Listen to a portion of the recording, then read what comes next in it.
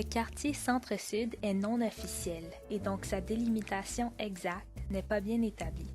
Cependant, il est généralement considéré qu'il chevauche une partie du centre-ville et qu'il est délimité par la rue Sherbrooke au nord, le chemin de fer à l'est, le fleuve Saint-Laurent au sud et la rue Saint-Denis à l'ouest.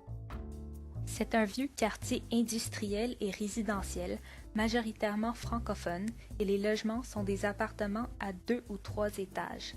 Anciennement, ils s'appelaient les faubourgs à la mélasse, à cause des barils de mélasse déchargés au port et de l'usage de ce sirop sucré peu cher dans les ménages ouvriers. Cependant, au cours du 20e siècle, le quartier s'est transformé et les industries ont laissé place au secteur de la vente et des services. Ce passage a notamment été marqué en 1960 par la destruction d'une grosse partie du quartier pour y construire la tour Radio-Canada. Aujourd'hui, le quartier a toujours les mêmes types de logements où le nouveau se mêle au vieux. Les usines ont été détruites ou transformées en logements ou en bâtiments culturels. Il y a peu de verdure dans le quartier car tous les bâtiments sont construits jusqu'au trottoir. Cependant, il y a quelques parcs de taille petite et moyenne distribués ici et là.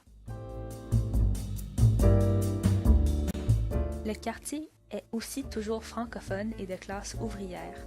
En fait, 38% des ménages du quartier, c'est-à-dire 11 000 personnes, vivent sous le seuil de la pauvreté, ce qui est beaucoup plus élevé que sur l'île de Montréal qui est à 23%. De plus, 82% des ménages sont des locataires, comparé à 62% des ménages montréalaises.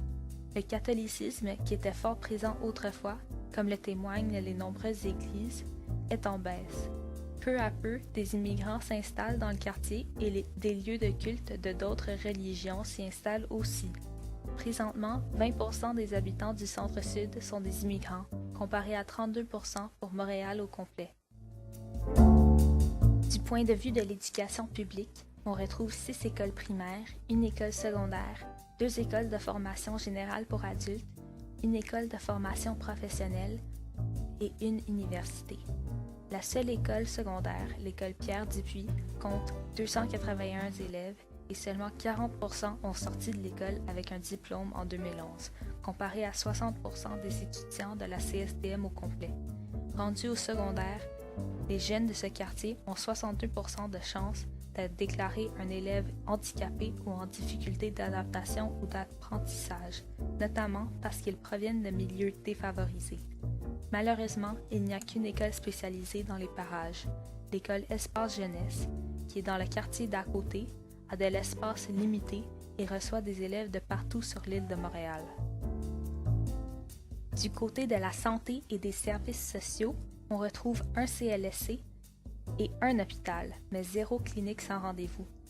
Les ressources communautaires du quartier comptent à peu près 70 organismes qui desservent principalement 4 populations cibles. Premièrement, il y a les familles qui vivent sous le seuil de la pauvreté et sont desservies notamment par la mission Bon Accueil, la mission Old Brewery et Interloge. Deuxièmement, il y a les gens qui vivent en situation de précarité comme les sans-domicile fixe. Leur grande concentration peut s'expliquer en partie à cause de la proximité du centre-ville. Les organismes pour eux sont par exemple Dans la rue, Spectre de rue et Le Pas de la rue. Troisièmement, il y a les membres de la communauté LGBTQ à cause du village gay qui se trouve dans la partie ouest du quartier.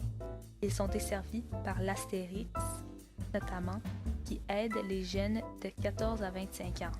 Quatrièmement, il y a les jeunes en difficulté qui sont desservis par En Marge et le Refuge des jeunes qui travaillent avec les jeunes de la rue, et le Cirque hors piste qui fait du cirque social. Somme toute, le Centre-Sud a un grand besoin de l'amélioration des conditions de vie des personnes et des familles, notamment au niveau du logement abordable, de l'alimentation et de la prévention de l'isolement social.